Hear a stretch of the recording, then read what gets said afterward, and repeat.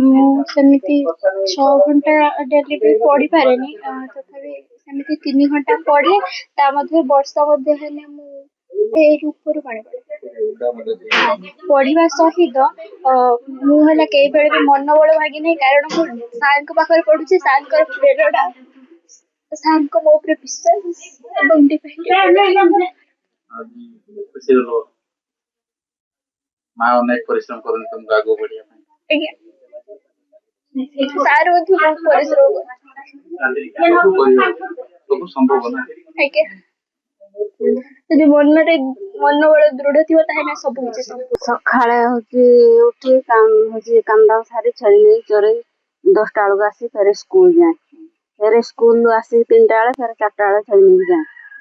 ଏମିତି ଚଳେ ଆଉ। ସ୍କୁଲରେ କଣ କରନ୍ତି? ଛେଳି ସ୍କୁଲରେ ରୋଷେଇ କରେ। ଘର ଚଳେଇବା ସହଜ।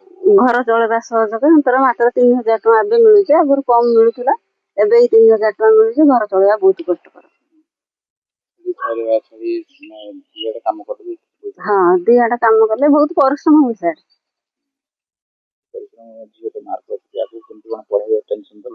ହଁ ହଁ, ଲାଗୁଛି। ଏଇ ପଇସା ନା, ଏ ପଇସା କୂଳ ନାହିଁ ସାର୍, କୁଆଡେ ନାହିଁ।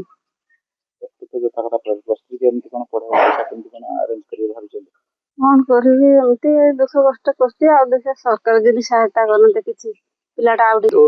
ଇଏ ଆଜି ସମସ୍ତଙ୍କୁ କାଟିକି 543 ରଖିକି ଟପର ହେଇକି ମୁଁ ବହୁତ ଖୁସି। ଆଉ ପ୍ରକୃତରେ ମୋର ଗୋଟିଏ ଦୁଃଖ, ତାଙ୍କ ଘର ପରିସ୍ଥିତି ଦେଖି ମତେ ଦୁଃଖ ଲାଗୁଛି। ମୁଁ ବି ବର୍ଷରେ ଆଉ ଟିକେ ତାକୁ ସହାୟତା କରିବାର ଆବଶ୍ୟକତା ଥିଲା ଟେଷ୍ଟ ପେପର ବହିରେ ଅନ୍ୟାନ୍ୟ।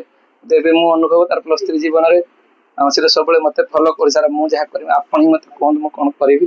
ତେଣୁ ତାକୁ ନିଶ୍ଚିତ ଭାବରେ ମୋର ସହାୟତା ରହିବ। ଆଉ ଏ ଦିଗରେ ଅନ୍ୟମାନଙ୍କର ସହାୟତା ବି ଆବଶ୍ୟକତା ଅଛି ବୋଲି ଅନୁଭବ କରିବି।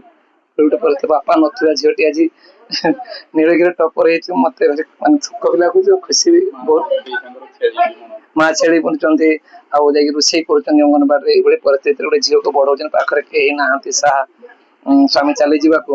ନିଶ୍ଚିତ ଆମ ସମସ୍ତଙ୍କର ସହାୟତା, ଇଏ ଆମ ପାଇଁ ପ୍ରେରଣା, ସମସ୍ତଙ୍କ ପାଇଁ, ଛାତ୍ରଛାତ୍ରୀ ଜୀବନ ପାଇଁ ପ୍ରେରଣା। ଦେଖ ଏଭଳି ପରିସ୍ଥିତିରୁ କିନ୍ତୁ ଖତ ଗଦାରୁ ପଦ୍ମଟିଏ ଫୁଟି ପାରୁଛି।